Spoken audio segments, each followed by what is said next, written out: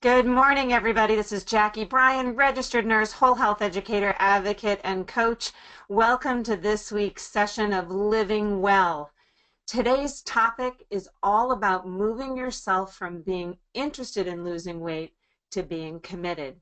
Now, take a second and ask yourself, are you just interested or are you fully committed? If you feel like this is a question you can't answer very easily, then this is definitely the place you should be to try to figure that out as we move forward. But before we get started, I'd like you to take a minute and look just below this video. You're going to see a health action sheet that's available for download, and you can use this as a resource to follow along as we move forward in the presentation. So sit back, relax, enjoy the presentation, and I look forward to hearing what your thoughts are on this program. As always, anytime during my videos, please email me at jackiebryan.com if you have any questions, concerns. I'm here to support you and help you.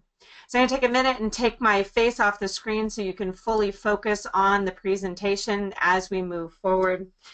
Just a reminder that all of my programming is copyrighted, so it's not something that can be reproduced without permission. So thank you for honoring that. And as we move forward, I want you to think about, for those of you that attended my class 3 weeks ago, we took on a 21-day challenge. Now, for those of you that weren't in the class, that's okay, because you can create your own challenges. One of the things we do in Living Well program that we meet on a weekly basis is we discuss ways to motivate ourselves, and challenges are great ways to find motivation. So, and a little internal competition. So the 21-day challenge was to pair a fruit or a vegetable, which I call Fredgies, with every meal and snack 5 out of 7 days each week for 3 weeks. Now you can see here that these participants can earn this little pineapple if they were active in it, but you can create your own challenges and own reward system. So one of the reasons we talk about pairing a fruit and vegetable with every meal and snack is because we want to focus on bulking up our meals with less calorically dense food, such as fruits and vegetables, and nutritionally we're going to be getting more quality food than we would if we were not adding in those wonderful food groups. So fruits and vegetables. So if you were able to meet that challenge, congratulations. The second was we had a 3-week break. So for those people that were in class, if they were able to maintain or lose weight over the last 3 weeks, then they, and when they weighed in on the 13th of March, they were able to earn this Sunburst charm. So that was something that many people are excited about, because when you go on break, you know what happens. People sometimes fall off the wagon and they lose sight of their goals. All right. So let's get into our topic today. How many of you have yo-yo dieted before? On it, off it, partly in it, partly out of it. We know that yo-yo dieting is a problem for so many people. They start with their plans, but then they end up struggling. So here we are getting ready to start our diet program, and then we work really hard over the period of time, and we start feeling really awesome. Oh, before and after. Now, identify with this woman for a second, how it feels in that after mode. Close your eyes for a second. Think about what it feels like to be at your goal weight and how wonderful that feels. Now, oftentimes, people fall back off the wagon again, revert to their old habits, and they go back to the weight they were before, and sometimes even more. So one of the things we're going to focus on is being interested versus committed to our goals, and identifying whether or not you are fully committed. You know, one of the most common complaints among people that set goals nowadays is that there's just not enough time to get the things done that really matter when it comes to their health plan. You know, when really that main culprit is that most people don't raise their goals beyond the level of general interest. They're waiting for a vague time in the future when other things won't get in the way, or when they wrap things up. In other words, when it's more convenient. And of course, that time never comes, does it? Something always gets in the way. I'll start on Monday. I'll start on New Year's. I'll start after Valentine's Day, Groundhog Day. Whatever it is, something always gets in the way. If your goals, and this is the bottom line, if your goals are truly important to you, Don't let anything stand in your way. And that's what we're going to be focusing on. You have the power to say no and to set priorities. Make that commitment, and you'll automatically create an obligation that you're bound to. So some of you might be wondering how it is that you go from being interested to committed, because it sounds really good, doesn't it? There is a main difference between being interested and committed. When you think about it, when you're interested in something, you do it only when it's convenient. But when you're committed to something, you accept no excuses, only getting the job done. So how do you know if you're interested versus being committed? Well, here's your test. Okay, so do you, now this is also on your sheet, you can check it off your handout. Do you stick with your program or something until something better comes along? Think about it for a second. Is that something that you do? Do you take action only when you feel like doing it? Do you come up with some excuses? Oh, this is a special occasion. I'm going to go and go out for dinner and go wild with my bloomin' onion. Do you need to see results in order to stay motivated? Well, I didn't lose weight this week, so I might as well go eat that piece of cake. So when you think about it, that doesn't make a whole lot of sense. It's not a real rational thought. However, that's something that we do to ourselves every day. We struggle with letting ourselves off the hook. Do you blame other people or circumstances for your struggles? You know, I don't have a supportive spouse. He's not somebody that's going to help me reach my goals. So again, somebody who's just interested lets these types of things get in the way. And then do you give up easily when you're facing challenges? And here's the thing that I like to talk to people about is giving up easily when facing challenges. Oftentimes people don't have the tools other than using food as a comfort in order to manage stress. And so one of the things that I do when I work with people, especially in my Train Your Brain to Think Thin class, which is also a recorded program, is I try to help people understand that they can use some mind tools to be able to deal with challenges and obstacles in other ways instead of using food. So it's more about strategy than it is about willpower. So now let's look at whether or not you are really committed. Not just committed, but really committed. So will you stick to your plans no matter what? No ifs, ands, or buts, that no matter what, you're going to stick to your plan because your goals are so incredibly important to you that you're going to stick with it no matter what. Do you or will you take action whether you feel like doing something or not? Is this something you plan on doing? And do you assume that if you stay motivated, results will follow? Will you take responsibility for your own actions? Will you own it? Really important piece. And will you keep going in spite of the challenges and the setbacks? Those, ladies and gentlemen, are the qualities of somebody that are really committed, that no matter what, you're going to stick with your plan.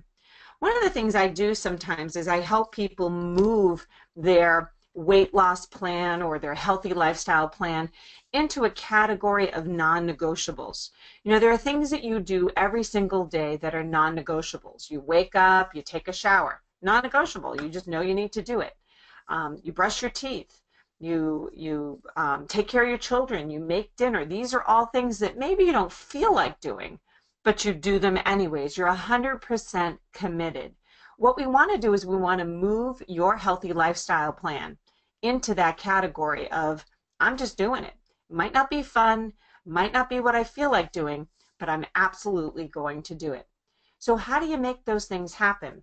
Well, the first thing that you need to do is you need to truly decide that you are committed, that you are really committed to your plan, that there's nothing that's going to stand in your way.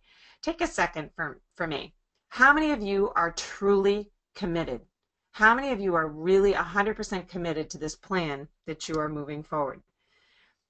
And then you want to do one thing each day that demonstrates your commitment. One thing every single day. What is that one thing that you're going to do every day that demonstrates your commitment? Is it going to be that the night before you schedule your eating for the next day? Could it be that you sign up for an exercise class that's non-negotiable that you're going to attend? Is it something that you can do to partner up with a friend and attend a commercial weight loss program? Any of these things are going to show that you have a level of commitment. If you do one thing each day that demonstrates your level of commitment, that type of habit is going to have tentacles into other areas of your life that is going to affect other behaviors. For example, if you were to start tracking your food and you did that for a couple weeks and you notice that you lost weight, you may say to yourself, wow, hey, I lost some weight. I think I'll start walking. Right? So all of these healthy behaviors have sort of a chain reaction and a positive effect that can move you towards better health. And that's really what we want. Now, the reverse is true as well. If you start circling the drain, meaning you're binge eating and then you're like, I might as well not exercise, it won't matter, you can circle the other way. But the goal is to circle in the right direction towards positive health behavior changes. So changing your thinking, that's the big thing. And this is what we were talking about earlier with the class that I teach, Train Your Brain to Think Thin. Changing your thinking. Your past does not determine your future. And this is information that's adapted from Lisa Spangle, who's a registered nurse. Lisa Spangle's book, 100 Days of Weight Loss. Great book, wonderful motivator. Change your thinking. Your past does not determine your future. I used to be that way, but now I'm different is a very powerful statement that can completely ignore whatever you did before and promise you that you're going to change the outcome entirely. So let's look at what that looks like. I used to be that way, but now I'm different. So if you're somebody that every single time you go on vacation, you gain weight, and I'm saying that just because I came back from vacation. Every time I go on vacation, I gain 4 or 5 pounds. That's just the way it is. What would happen if you said to yourself, I used to be that way, but now I'm different. I used to gain weight on vacation, but now I exercise and eat a lot of fruits and vegetables, and I maintain my weight or lose weight, either way.